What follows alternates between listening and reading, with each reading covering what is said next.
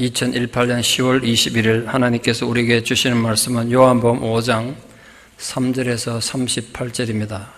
신약 151쪽 요한복음 5장 30절에서 38절 말씀을 봉독에 올리겠습니다. 내가 아무것도 스스로 할 수 없노라. 듣는 대로 심판하노니 나는 나의 뜻대로 하려 하지 않고 나를 보내신 이의 뜻대로 하려 함으로 내 심판은 의로우니라.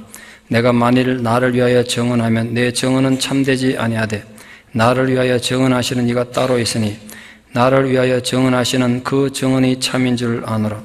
너희가 요한에게 사람을 보내매 요한이 진리에 대하여 증언하였느니라. 그러나 나는 사람에게서 증언을 취하지 아니하노라. 다만 이 말을 하는 것은 너희로 구원을 받게 하려 함이니라. 요한은 켜서 비추이는 등불이라. 너희가 한때 그 빛에 즐거이 있기를 원하였거니와 내게는 요한의 증거보다 더 큰 증거가 있으니 아버지께서 내게 주사 이루게 하시는 역사 곧 내가 하는 그 역사가 아버지께서 나를 보내신 것을 나를 위하여 증언하는 것이요 또한 나를 보내신 아버지께서 친히 나를 위하여 증언하셨느니라. 너희는 아무 때에도 그 음성을 듣지 못하였고 그 형상을 보지 못하였으며 그 말씀이 너희 속에 거하지 아니하니 이는 그가 보내신 이를 믿지 아니함이라. 아멘. 일반적으로 중국 사람들이 죽었다 깨어나도 하지 못하는 세 가지가 있습니다. 혹시 뭔지 아십니까? 중국 사람들은 매일 몇 끼니 다른 음식을 먹어도 죽을 때까지 중국에서 나는 음식 다 못 먹고 죽는다고 합니다. 또 죽을 때까지 배워도 자기 나라 글자 다 모르고 배워 죽습니다. 죽을 때까지 여행해도 자기 나라 땅 다 못 보고 죽는다고 합니다. 땅이 그만큼 거칠고 넓고 험하니까 그런 좀 과장법이 생기지 않았는가 생각합니다. 그 넓은 땅을 통치한다는 게 쉬운 일이 아니었기 때문에 고대로부터 봉건 제도라는 독특한 정치 제도가 중국에서 시작됐습니다. 천하를 휘어잡은 천자라는 존재가 있고 말 그대로 하나님의 아들인데요. 이게 무서운 단어죠. 천자. 그 천자가 땅을 각 지방 제후들에게 나눠주고 다스리게 해서 그 제후들은 천자에게 충성하게 하는 그런 시스템으로 그 넓은 영토를 유지했습니다. 안 그러고 그 넓은 땅 통치가 안 됐겠죠. 그런데 문제가 하나 있습니다. 중앙의 천자가 제대로 정치를 잘하고 힘이 있을 때는 괜찮은데 천자가 정치를 못하거나 약해지면 제후들이 가만 안 있죠. 그 자리 호시탐도 노릴 거 아닙니까? 그래서 이 봉건제도는 오래 못 가고 쉽게 무너지는데 각 제후들이 서로 천자하겠다고 들고 일어나서 싸우는 혼란이 시작됩니다. 그게 한 300년간 혼란이 시작되는데 이 하나의 나라였던 나라가 백수십 개 나라로 쪼개집니다. 생각해보시죠. 한 나라에 왕이 백수십 명이야. 전부 서로 왕이라고 그래요. 그 시기에 300년인데 그걸 춘추시대라고 합니다. 근데 그 수백 개 되는 나라가 7개 나라로 통일된 뒤에 또 천하의 패권을 누가 잡느냐. 우리 잘 아는 삼국지가 그때 시대인데요. 그 시대를 전국시대라는 한 200년쯤 됩니다. 그 합해서 춘추전국시대라고 합니다. 이 춘추전국시대는 나라끼리 경쟁이 심하다 보니까 필연적으로 뭐가 등장했냐면 어떻게 인재를 양성하느냐. 이게 굉장히 중요한 문제였습니다. 그 인재를 양성하는 중에도 독특한 사상을 가진 사람을 잘 등용하는 것. 이게 굉장히 중요했습니다. 그러다 보니까 별의별 사람들이 나서가지고 내 사상과 내 철학이 가장 위대하다고 내 철학과 내 정치 사상대로 하면 나라를 부국강병 만든다고 떠돌아다니는 사람이 굉장히 많았습니다. 그러다가 일개 촌부로 살다가도 어느 왕 앞에 그 사람 사상이 발탁되면 부귀영화를 한 몸에 누리니까 그런 사람이 수없이 나타나죠. 그걸 백가라고 합니다. 백이란 말이 숫자 100이 아니고 굉장히 많다는 뜻인데 수많은 사상이 나타났다고 백가라 그러고 자기 사상이 더 좋다고 싸웠다고 해서 쟁명이라고 해서 백가쟁명의 시대라고 합니다. 백가쟁명의 시대에 진짜 수백 가지 이론들이 철학들이 사상들이 중국에 막 떠돌아다녔는데 세월을 가면서 많이 도태가 되지 않았겠어요? 약한 것들이.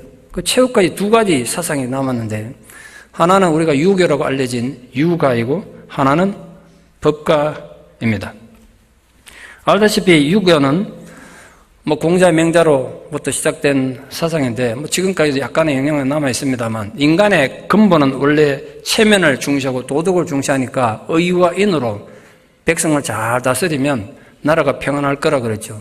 그 사상을 많이 채택한 나라들이 많았습니다. 그러나 법가는 상황이나 관중이나 한비 같은 사람들이 주장했는데 법으로 세상을 다스려야 된다는 거야.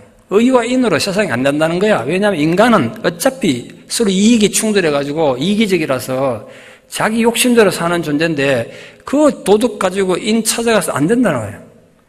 법으로 다스리는 것이 최고로 나라를 통치 잘하는 법이다라고 말했습니다. 국가를 강하게 하기 위해서는 법이 엄격해야 되고 그 대신 그 법이 만인에게 평등해야 될 뿐 아니라 사신도 없고 관용도 베푸면 안 된다는 거야. 관용 베푸는 법이 무너지니까 엄격하게 적용해서 국가를 유지해야 한다고 했는데 사실 인간적으로 보면 육아가 더 좀 설득력이 있죠. 또 좀 더 인간적이지 않습니까? 사람의 도덕성을 믿으면서 인과 의로 참아주면서 사랑으로 다스리라니까 좋은 것 같은데 실제적으로 뭐가 살아남은지 아십니까? 법만 살아남았습니다. 지금 전 세계에 법이 없다고 생각해 보시죠. 중국도 마찬가지고 지금 미국 같은 나라도 제각기 문화가 다르고 말이 다르고 풍습이 다른 사람 수많은 인종이 있는데 법이 없으면 어떻게 나라가 통치되겠어요?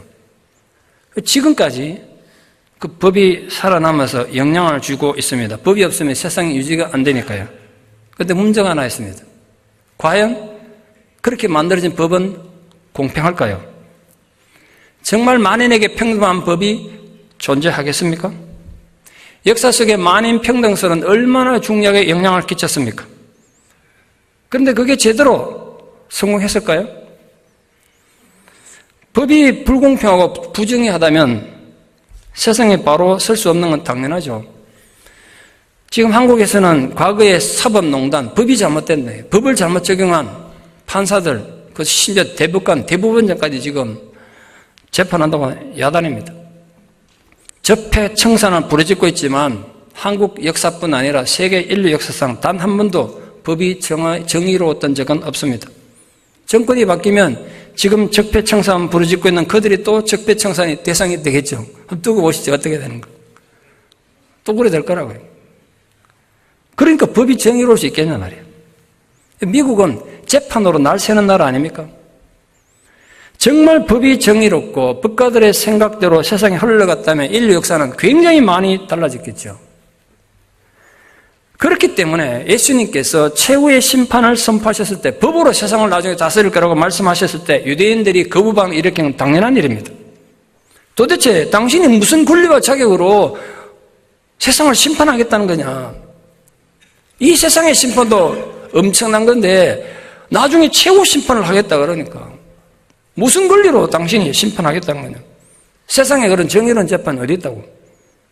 당연히 그렇게 항의가 들어오지 않겠습니까? 그에 대한 폭탄 선언을 하신 것이 오늘 예수님 본문 말씀입니다. 예수님은 당신의 재판, 당신의 심판은 정의롭다는 걸 한마디로 말해요. 내 심판은 정의다. 사심이 없고 편파적이지 않으면 누구도 내 심판에 이의를 제기할 수 없는 최고 심판, 그게 생명의 부활이든 심판의 부활이든 그걸 오늘 선언하신 거예요.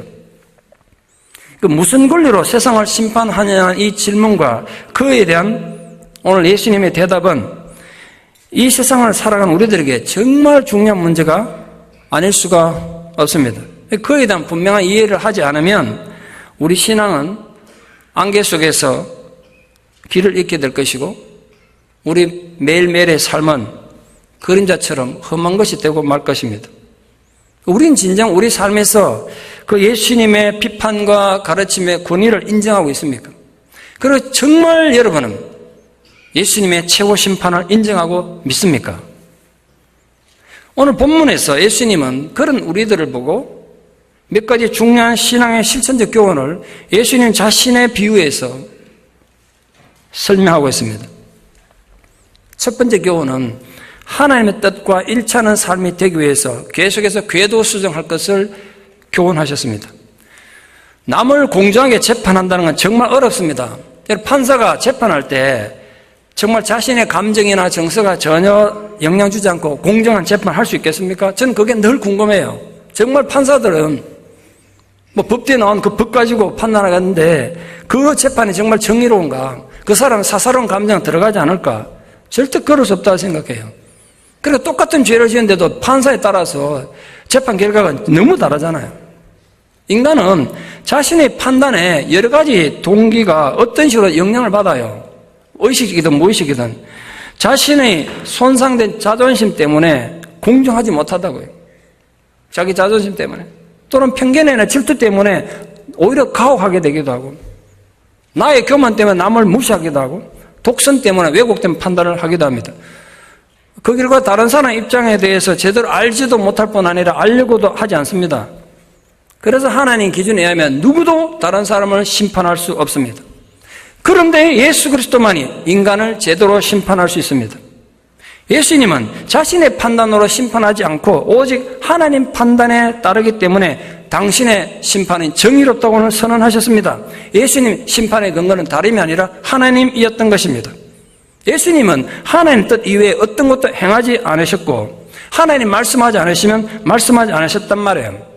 하나님 하시는 말씀만 말씀하셨고 하나님 뜻을 따라서만 사역했기 때문에 당신의 심판은 참된 것이며 그것은 인간의 운명의 결정적이라고 말씀하셨습니다. 왜 예수님 심판이 결정적이냐면 예수님 심판에는요 2심, 3심이 없어요.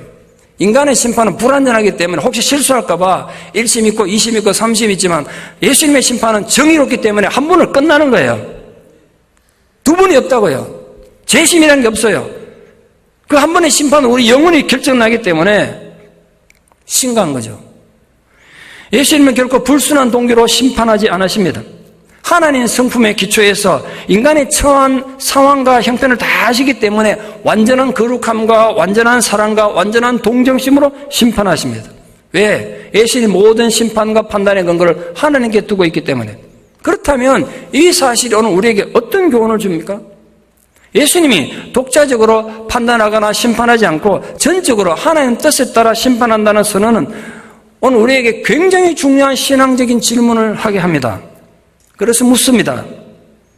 여러분은 여러분의 모든 생각과 판단과 말들과 행동들을 진정 하나님으로부터 온 것 맞습니까? 그렇게 행동하십니까?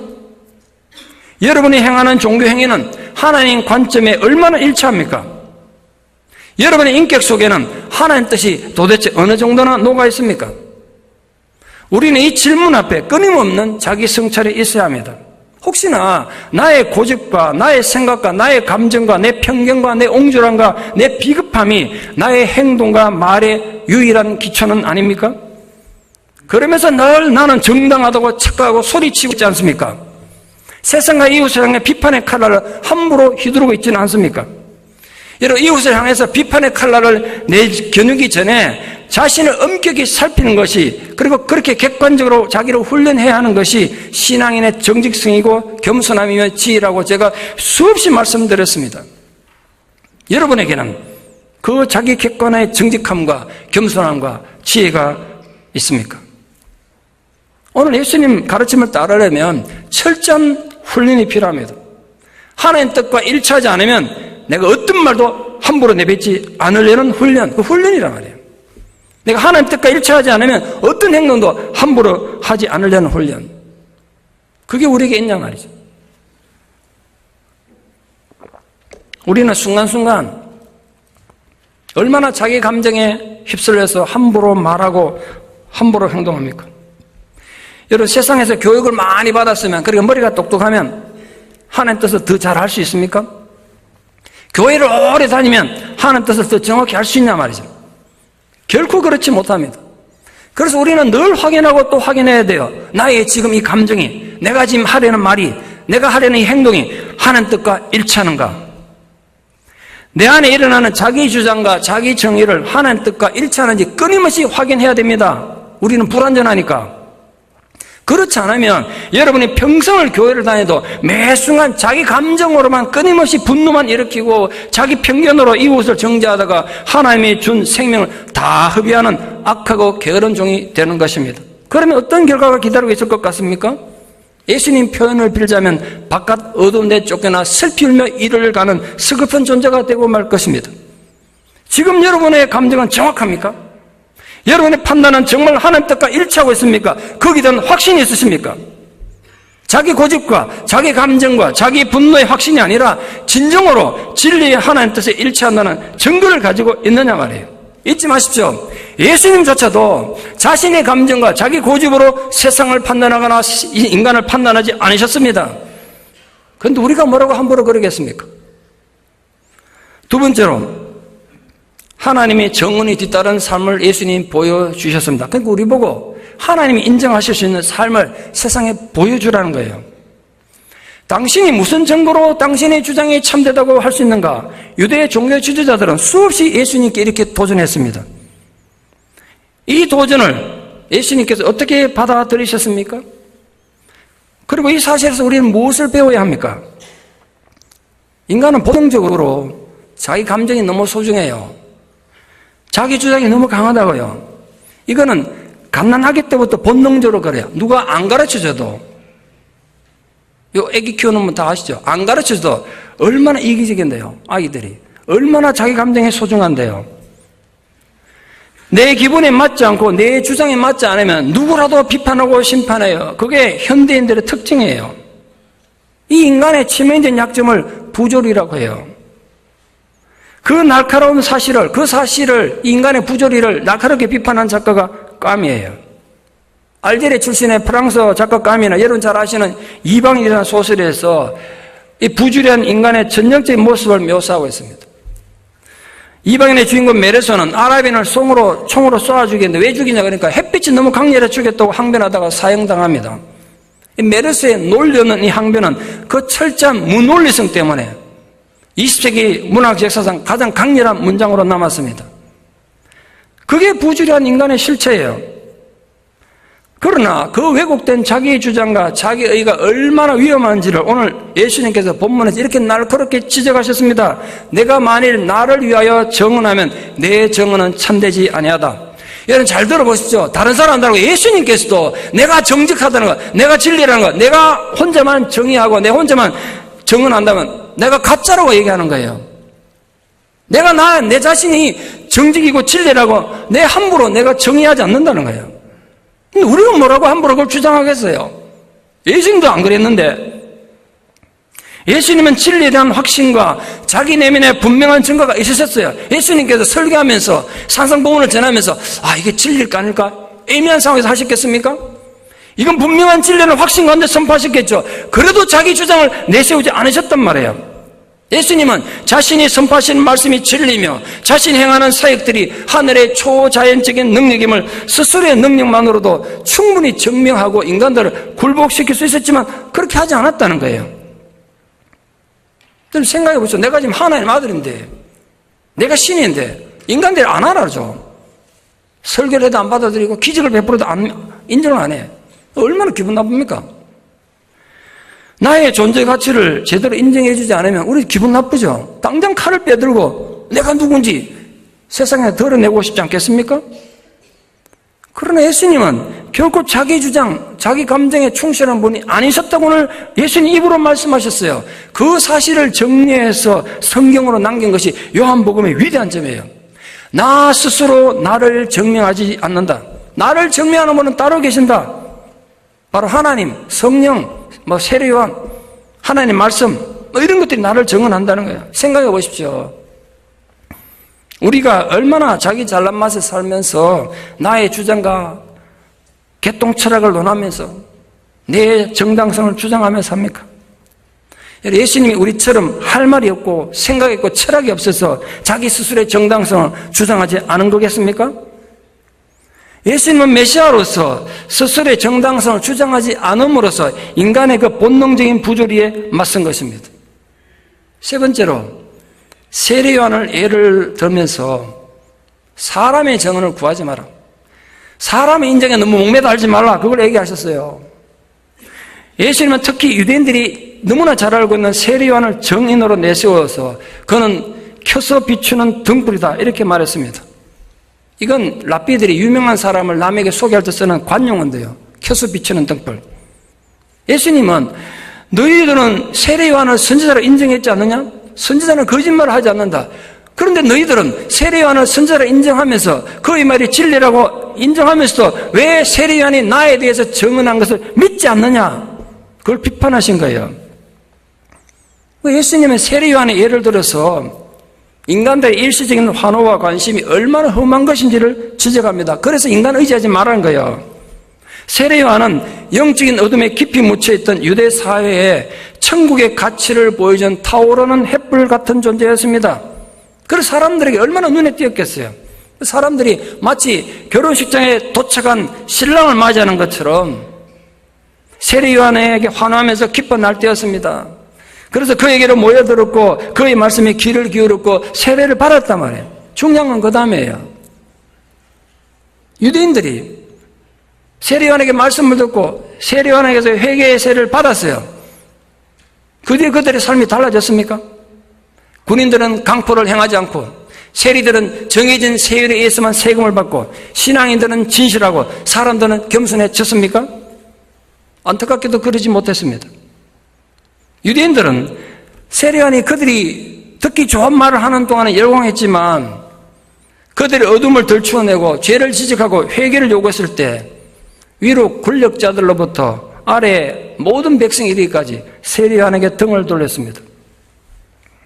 지금도 하나님의 말씀을 이렇게 여형으로 놀이개로 즐기는 사람이 많아요. 그 내 입맛에 맞으면 받아들이고 나의 숨기는 죄를 지적하거나 내 부조리를 지적하면 기꺼이 외면해 버립니다. 하나님의 진리는 결코 인간의 흥미를 돋우는 심심풀이 땅콩 같은 간식이 아니에요. 영으로 즐길 놀이기가 아니란 말이에요. 참회의 눈물로 받아들여야 되는 영혼의 생명수 같은 것입니다. 그런데 유대인들은 세례요한이 선포한 하나님의 말씀을 자신들의 입맛에 맞춰서 반응했기 때문에 진리를 받아들이는데 실패했고 회개의 기회도 놓쳤습니다. 그 결과 최후의 심판의 비참한 자리에 놓이게 된 것을 오늘 예수님이 지적한 거예요. 왜 그런 일이 벌어졌습니까? 진리를 듣는 것만 좋아했지 그 진리를 자기 속에 적용해서 인격이 변화되고 삶이 변화되는 것은 좋아하지 않았기 때문이에요.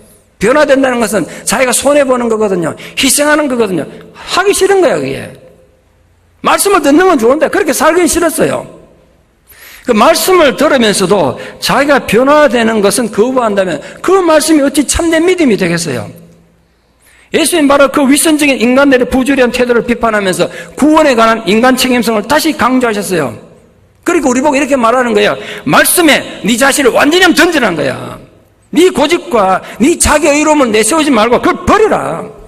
네 고집을 버리고 네가 스스로 어렵다 생각하는 그걸 버리고 말씀에만 자기를 던져라. 그래야 믿음이 잘한다 이거예요. 그 믿음의 사람 되고 싶지 않습니까?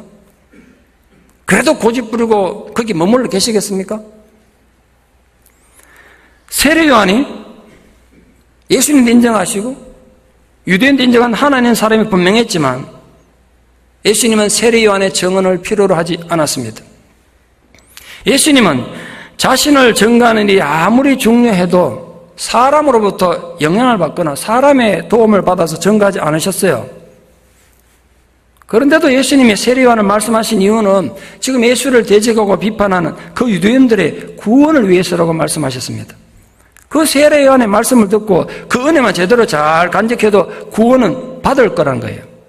그러나 간사하고 이기적인 인간들은 세례요한의 말씀과 은혜를 너무나 쉽게 잊어버렸습니다.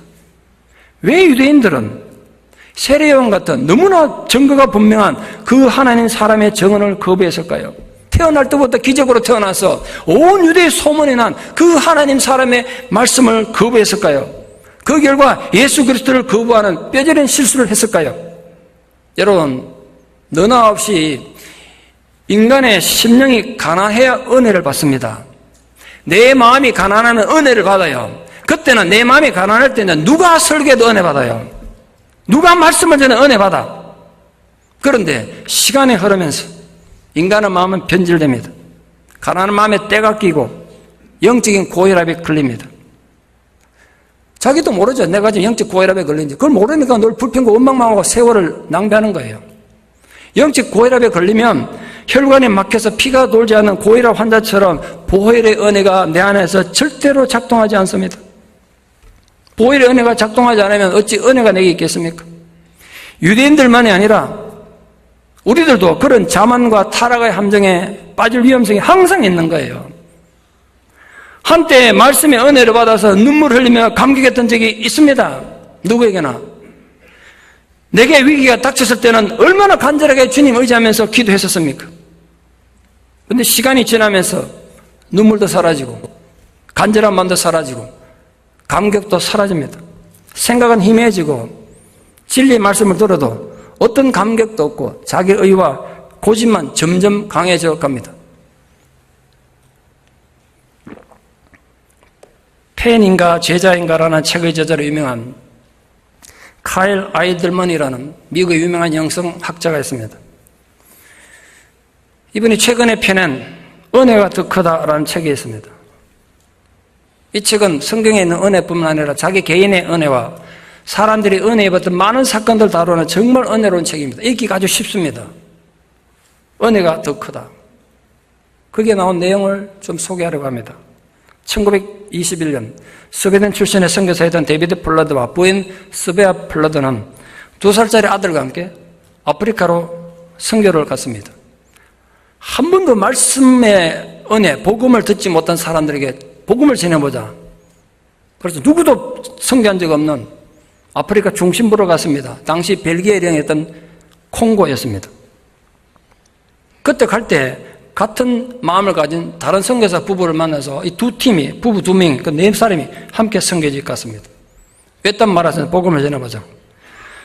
지금도 마찬가지입니다만 아프리카나 동남아 지역에서는 그 지역의 추장의 권한이 막강합니다. 추장이 허락하지 못하면 그 말이 못 들어가는 거예요. 근데 불행하게도 그 아프리카 추장이 이 외지인들이 자기들 마을에 들어오는 거 허가를 안 했습니다. 그 말에 들어가지는 못했어요. 마을에 들어가야 뭐 선교를 할 텐데. 그래도 기회를 보느라고 그 마을에서 1.5km 떨어진 추장이 허락한 그 외딴 곳에 이제 텐트 치고 거기서 살게 됐습니다. 근데 유일하게 만날 수 있는 사람이라고는 족장이 허락해가지고 이들 먹고 살아야 되니까 이 마을에 나는 식량을 팔러 가는 어린 소년밖에 없었습니다. 근데 접할 수 있는 사람은 이 두 부부가 내 쌍이 이 어린 소년 하나밖에 만날 수가 없는 거예요. 몇 년이 지나도. 그래서 하나님께서 이 소년에게 계속 복음을 전했는데 결국은 이 소년은 예수를 믿게 됐어요. 그게 유일한 성과였습니다. 그 마을 사람을 만날 수가 없으니까. 그러다 함께 갔던 다른 부부는 말라리아에 걸려서 그곳을 떠나게 됐고 플러드 부부만 남게 됐습니다. 그런데 플러드 부부도 얼마 되지 않아서 임신 중이던 아내였던 스베아도 말라리아에 걸렸어요. 임신부가 말라리아에 걸리면 굉장히 위험하죠. 아기를 낳고 일주일 만에 죽습니다. 남편은 그때 당시 불과 27살밖에 안 된 아내를 그 아프리카 아무도 없는 오지에다가 대충 무덤 만들고 흰 십자가 하나 세워놓고 아내 이름 써놓고 갓난 딸하고 어린 아들 데리고 선교본부로 돌아왔습니다. 이렇게 말했습니다. 전 스웨덴으로 돌아갑니다. 전 아내를 잃었고 이 아기를 돌볼 수도 없습니다. 하나님이 내 삶을 완전히 망쳤습니다. 이 아기는 갓난아기 못 키우니까 당신들이 키우라고 선교단체 갓난아기를 버리고 그냥 가버렸어요. 그 선교사님 중에 한 분이 이 어린 딸을 입양해서 미국 와서 키웠습니다. 그리고 이름을 애기라고 지었습니다. 세월이 수십 년 흐른 어느 날 이제 장성한 중년임이 된 애기가 어느 날 우편함을 열었는데 실수로 배달된 것 같은데 스웨덴에서 발행된 어떤 잡지 한 권이 자기 우편함에 들어있었습니다. 스웨덴 글자를 모르니까 우연히 이렇게 책을 넘겨보다가 거기 사진 한 장이 보였는데 아주 투박한 무덤에 하얀 십자가가 있는 그런 사진인데 그 십자가에 이렇게 적혀 있었어요. 스베아 플러드의 무덤. 자기 엄마 이름이었어요. 그 양부모들이 몇 선교사였으니까 너희 부모가 선교사고 이름을 다 가르쳐줬나 봐요. 그러니까 궁금하지 않습니까? 이게 진짜 우리 엄마인지? 그리고 자기가 이제 스웨덴 글자를 모르니까 이 내용은 모르지만 내용이 궁금해졌어요. 그것이 글을 아는 사람 좀 찾아가가지고 스웨덴 말을 아는 사람 찾아가서 스토리를 좀 읽어달라고. 그 읽어보니까 자기 어머니가 젊을 때 가서 선교했던 거, 말라리아에 걸려 죽었던 거, 자기를 낳고 아버지가 고향으로 돌아갔던 이 내용이 쭉 적혀있는 걸 봤습니다. 그때서 아버지가 살아있다는 걸 알고 아버지를 만나겠다고 스웨덴 연락해서 스웨덴 오게 됐죠. 데이비스는 아내 죽고 재혼해가지고 밑에 스라에 4남매를 뒀는데 하나님을 완전히 떠나고 술에 찌들어 알코올 중독자 돼서 인생을 완전히 망치고 있었습니다. 스웨덴에 와가지고 이제 이복 이제 언니 동생들 만나가지고 대화를 하는 중에 그 반갑게 제외했습니다. 아버지를 만나러 왔으니까 내가 아버지를 좀 만나고 싶다고. 그러니까 이복 자매 오빠들이 동생들이 아버지와 얘기를 할 수 있는데 굉장히 당황하면서 이렇게 말했어요. 아버지가 굉장히 많이 아파. 정말 주의해야 될 게 하나 있는데 아버지가 대화하다가 하나님이라는 단어만 들으면 폭발한다는 거예요, 사람이. 하나님이라는 단어만 들으면 너무너무 화를 내시니까 하나님이라는 단어는 쓰면 안 된다고 그랬어요. 그때 아버지 나이가 73세였습니다. 아마 아버지 연락 들었겠죠. 딸이 자기 찾아러 왔다고. 아주 허름한 아파트인데 들어가 보니까 온 아파트 바닥에 술병이 나뒹구는 따져도 술이 취해 있는 그 아버지를 만나서 이 사람이 내 아빠인가? 그래서 들어가면서 물었습니다. 아기가 아버지세요? 이렇게 물었다고.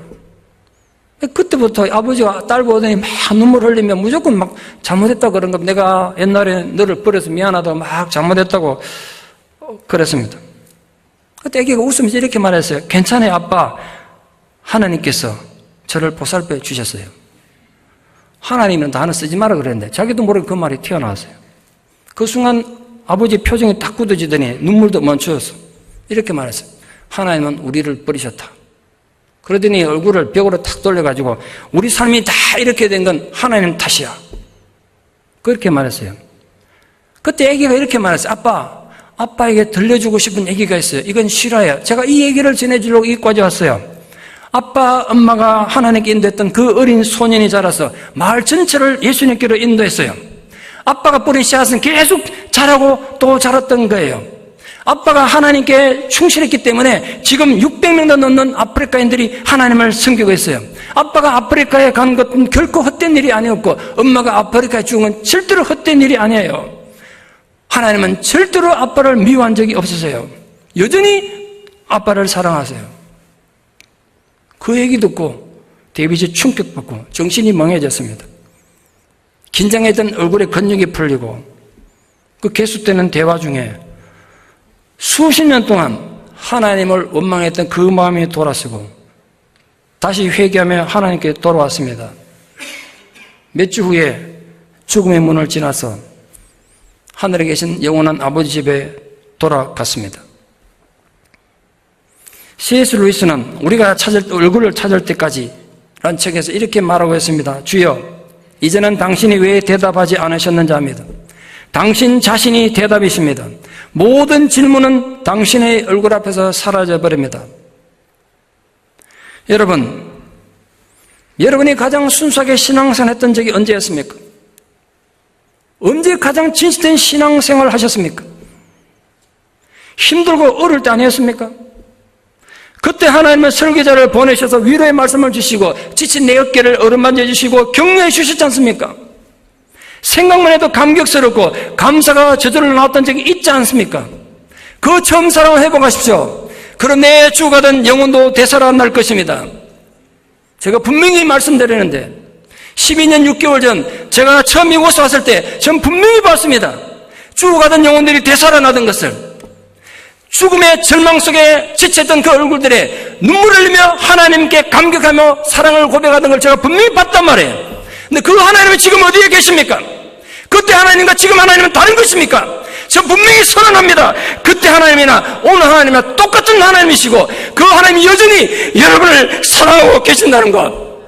그 처음 사랑을 회복하십시오. 그럼 여러분 인생이 달라질 것을 제가 분명히 선포합니다. 자신 있게 말할 수 있습니다. 제가 목격했기 때문입니다. 죽어가는 자들이 살아나는 걸 제가 봤기 때문입니다. 여러분, 그 하나님 어디 가신 게 아니라고요. 여전히 이곳 함께 계세요. 누구를 원망하지도 마십시오. 비판하지 마십시오.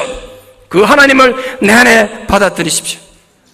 삶이 달라질 것이고 세상이 다르게 보일 것입니다.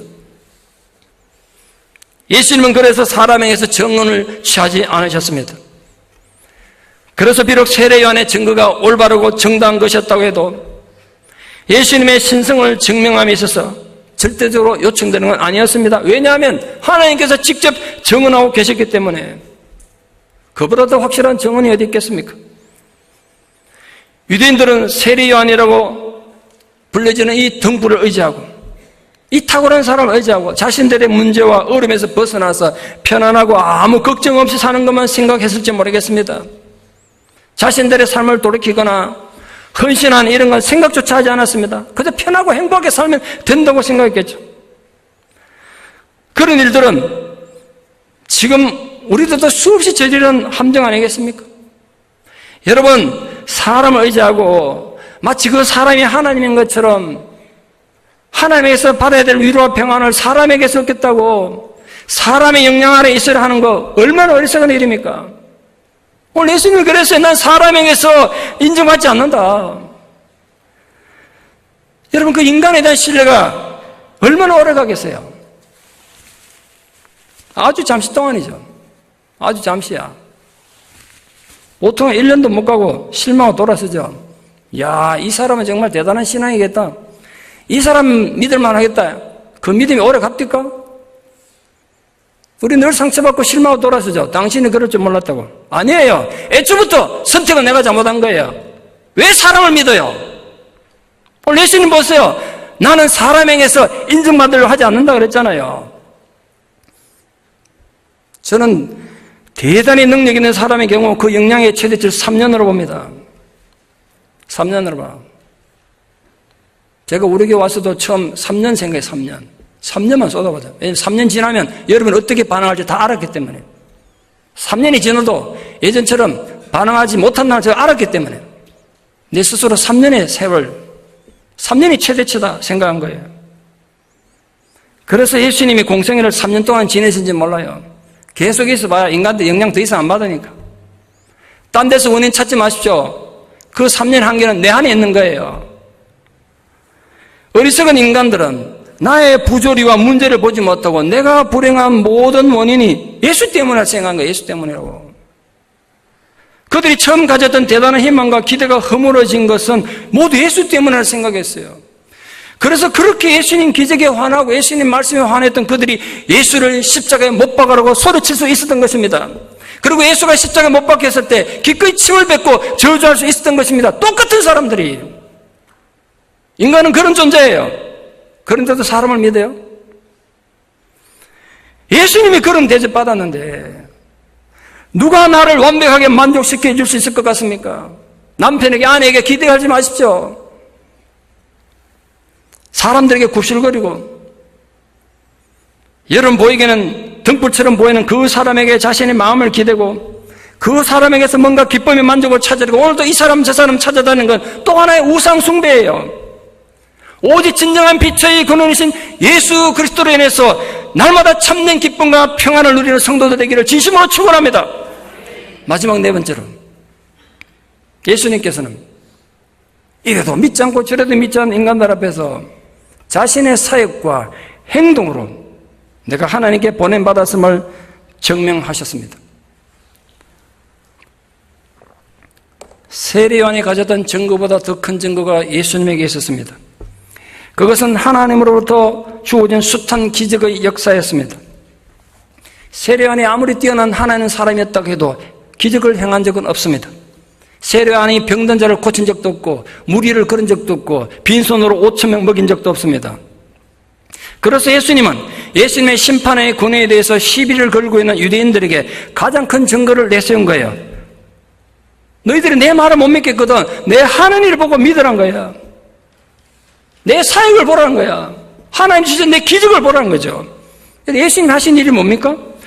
예수님 놀라운 그 기적을 통해서 하나님이 지금 이곳에 함께 하시며 하나님이 예수님과 함께 동행한다는 걸 증명하셨지 않습니까?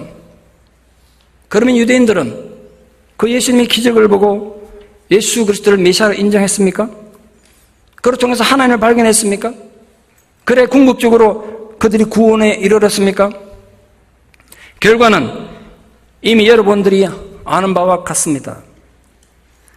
아무리 은혜가 진리가 폭포수처럼 쏟아지고 하나님 기적이 내 눈앞에 펼쳐져 있어도 나의 감정과 생각이 막혀 있으면 내게 어떤 의미도 없는 겁니다. 내 기분에 맞지 않으면 진리도 하나님 기적도 기꺼이 거부하는 게 인간이에요. 그 비극은 우리 시대도 얼마든지 일어날 수 있습니다. 수십 년을 교회에 다녔지만 그 어떤 헌신도 봉사도 해본 적도 없고 이제는 남들을 지도하고 가르쳐야 될 지도자가 되듯 시원찮을 판데 아직도 어린아이처럼 젖이나 빨고 있는 유치한 교인들이 너무나 많았기 때문에 바울이 고린도 교회를 그렇게 신랄하게 비판한 거예요. 아직도 너희들이 젖이나 빨고 있느냐? 어른이 돼도 시원찮을 판에. 여러분은 지금 어떤 상황에 있습니까? 진리가 내게 주어지지 않아서 내가 아직 진리를 모르는 게 절대로 아니에요. 이때까지 쏟아진 진리에도 얼마나 많은데요. 듣지 못했다고 말하지 마세요. 얼마나 많은 진리를 여러분 들으셨는데요. 하나님을 보지 못해 내가 하나님에 대해 인식을 못하는 게 아니에요. 내 감정과 아집이 나를 가로막아서 자라지 못한 나의 어리석음이 예수를 거부하고 막고 있는 것입니다. 예수님 사역이 왜 심판의 증거가 됩니까? 예수님은 어떤 경우에도 자신의 이름을 내거나 자신의 명예를 얻기 위해 사역한 적이 없으십니다. 어떤 대가를 바라신 적도 없으시죠. 오직 하나님 권위를 나타내고 하나님을 증명하셨습니다. 예수님 사역은 예수님이 공정한 심판주가 되심을 증명한 겁니다. 우리가 어떤 행동할 때는 내가 내 안에 오랜 세월 쌓아온 내 습관과 기질과 교육과 경험 등 내 내면의 것들, 내면의 소리에 영향을 받을 수밖에 없어요. 무의식적인 행동에도 그렇습니다. 예수님은 어떠셨을까요? 예수님이 그 수많은 말씀 선포와 수많은 기적을 행하실 때 예수님에게도 그 모든 사역에 영향을 주는 내면의 소리, 가치, 철학이 있었을까요? 예수님 오늘 증언하면 있었다는 거예요. 그게 바로 하나님이셨습니다. 하나님이 보여주지 않으시면 예수님 어떤 것도 행하지 않으시고 하나님 말씀 주지 않으시면 선포하지 않으셨어요. 예수님 사역이 천국의 의미를 가진 기적이 될 수 있었던 원동력은 바로 하나님이었습니다. 결국 예수님은 자신의 사역이 자신의 철학이나 감정이 아니라 하나님 뜻을 실천하는 데 있음을 분명히 했습니다. 그 사실을 가장 극적으로 드러낸 것이 겟세마네 동산에서의 기도였습니다. 당시 십자가 지기 하루 전, 몇 시간 전에 십자가를 앞에 두고 하나님의 뜻과는 분명히 다른 개인적인 독립적인 생각과 뜻을 분명히 갖고 있었습니다. 그것은 십자가라는 수치와 고통을 통하지 않고도 인간을 구원할 수 있다는 생각. 하나님은 그럴 수 있지 않겠습니까? 하나님, 내가 굳이 십자가를 져야 인간을 구원할 수 있습니까? 이거 안 하고도 구원할 수 있지 않습니까? 그게 예수님 독립적인 생각이셨어요. 그러나 결론은 이랬습니다. 그러나 나의 뜻대로 하지 마옵시고 아버지의 뜻대로 하옵소서. 예수님의 전 사역이 어떻게 성부 하나님과 일차였는지를 보여주는 감동적인 장면입니다. 오늘 본문은 그 사실을 예수님께서 예수님 입으로 직접 증언하신 거예요. 여러분, 예수님이 행하신 수없이 많은 기적들은 예수님이 어떤 분인지 분명히 증거해 주고 있습니다. 그러나 그 모든 기적들보다도 예수님이 하나님으로부터 보냄받은 메시아이며 최후의 심판주가 되는 가장 강력한 증거가 있습니다. 바로 부활입니다. 기독교는 예수 그리스도의 부활에 기초한 종교입니다. 예수의 부활로부터 교회가 시작됐다고요. 기독교의 진리는 예수님 가르침이 아주 논리적이고 윤리적으로 탁월한 도덕성을 가져서 의미를 가지는 게 아니에요. 그분이 부활하셨다는 사실에 기초합니다. 이 사실은 이 세상의 어떤 논리나 철학으로도 부정할 수 없는 기독교의 생명력입니다. 불교는 불기라고 그러잖아요. 불교가 어디서 시작됐는지, 어떻게 됐는지, 몇 년이 됐는지, 불기가 어디서 시작하는지 아십니까? 석가모니 탄생에서 시작하는 게 아니에요. 석가모니 죽은 해, 그 열반이라고 그러는데 파리 니빠나라고 그럽니다. 그 열반의 때 석가모니 죽은 때로부터 불교가 몇 년 전에 헤아린다고요. 그게 불교예요. 사우디아라비아 메디나는 마호메트의 무덤이 있습니다. 이슬람인들에게 가장 중요한 성지죠. 공자가 부활했습니까? 힌두교는요, 무려 3억 3천 년에 되는 신을 가지고 있어서 힌두교를 믿는 본인들도 자기 종교가 뭔지 한마디로 정의를 못해요. 그러나 기독교는 예수의 부활에서 시작했습니다. 예수의 부활 사건은 예수가 하나님으로부터 보냄받은 메시아이며 최후의 심판의 권한을 가지고 있다는 가장 강력한 증거입니다. 하나님은 누구의 증언이나 증거를 필요로 할 필요가 없잖아요. 빛이 스스로 빛이라는 걸 증거할 필요가 있습니까? 빛은 그냥 비추면 되지. 그 존재 자체가 증거잖아요. 그러니 우리들의 믿음도 마찬가지임을 잊지 마십시오. 혹시 여러분이 믿음 때문에 어려움을 겪고 있습니까? 신앙 때문에 무시당하고 억울한 일 당하고 미움을 당하고 있습니까? 그렇더라도 변명하려고도 말고 스스로 증명하려고도 하지 마십시오. 왜? 내가 안 해도 하나님 존재 자체가 내 신앙을 증명할 것이니까. 예수님이 그 믿음의 증명에서 예수님이 십자가 달려 죽으셨습니다만 우리가 아무리 고난당한다면 십자가에 죽을 정도야 당하겠습니까?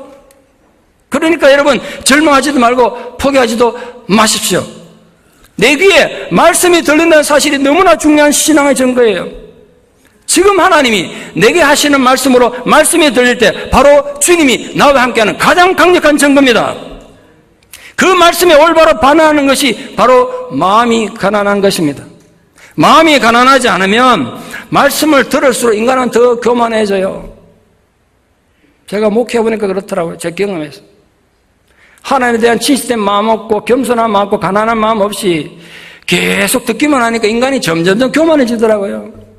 진리를 들을수록 더 타락하고 불신앙에 빠지더라고요. 지금 예수님 앞에서 그런 일들이 벌어지고 있잖아요. 왜 세상 사람들이 기독교가 진리인지 의심하십니까? 왜 세상이 그렇게 진리인지 의심하고 있냐고요. 기독교에 대해서, 교회에 대해서. 가장 큰 이유는 다른 게 아니라 바로 신앙인들인 우리들이 변하지 않기 때문이에요. 예수를 믿는다는 우리들 마음이 가난하지 않고 오히려 탐욕스럽고 오히려 추악하고 더 문제를 일으키니까 그런 거예요. 기독교가 진리라고 증명할 수 있는 건 수없이 많습니다.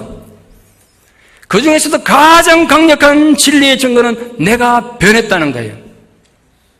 이 세상의 어떤 가르침이나 철학이나 교훈으로도 사람 변화 못 시켜요. 그런데 예수가 내 안에 들어오면, 십자가의 교훈이 내 안에 들어오면, 부활의 증거가 내 안에 들어오면 내가 변하는 거예요. 그게 가장 중요한 진리의 증거예요. 우리가 하는 일이 하나님 사람임을 증명하고 있습니까? 우리가 선택하고 행동하는 모든 일들이 내가 지금 예수의 제자됨을 나타내고 있단 말이에요. 내가 걸어가고 있는 이 길이 믿음의 길이고 생명의 길이라는 걸 어떻게 확신할 수 있습니까?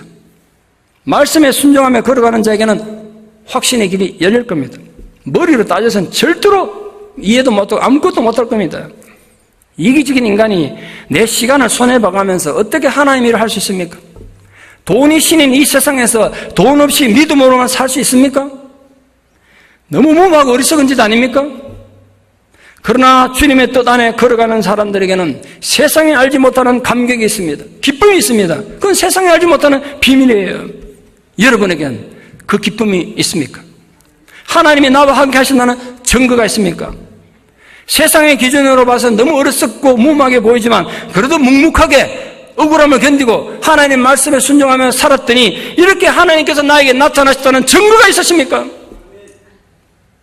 우리 삶에 늘 기적이 일어나는 건 아닙니다. 또 기적이 일어나야 신앙이 증명되는 것도 아닙니다. 그러나 하나님 나라를 위하여 하나님 뜻을 생각하며 믿음으로 나아갈 때 하나님 함께 하시는 놀라운 일들은 누구에게나 일어날 수 있습니다. 남의 간증만 듣는 자가 제발 되지 말고 간증이 되십시오. 그런 감격과 간증을 가진 자로 남은 생애를 살아가는 복 있는 신앙의 감동인들 되시기를 진심으로 축원합니다. 기도드리겠습니다. 하나님, 이 놀라운 하나님의 말씀 앞에, 오늘 주님의 가르침 앞에 우리가 우리 자신을 내려놓고 주를 의뢰합니다. 주여, 우리 마음이 철저히 낮아지고 겸손하여서 가난한 마음에 주의 말씀이 들리고 오늘 주님이 모든 것을 주님 뜻에 맞추어 하신 것처럼 우리의 생각과 우리의 말과 행동들이 주님의 뜻에 일치하는 자들이 되게 하여 주시옵소서. 자기 고집과 자기 정의에 기초한 분노와 어리석은 행동들을 그치게 하여 주시옵소서. 그래서 진실로 세상이 나를 통하여 하나님을 발견하게 되는 축복의 통로가 되게 하여 주시옵소서. 사람을 의지하지 않는다고 주님이 말씀하셨습니다. 주여, 우리가 사람을 하나님처럼 의지하다가 상처받고 고통당한 지 얼마나 많은지 모르겠습니다. 그것이 모두 나의 어리석음이었음을 이 시간 고백하며 회개합니다. 인간을 의지하지 않고 전적으로 하나님만을 의지하는 자가 되게 하여 주시옵소서. 그래서 그 하나님 안에서 참된 평안과 안식을 얻는 주의 자녀들 되게 도와주시옵소서. 예수님 이름으로 기도드리옵나이다. 아멘.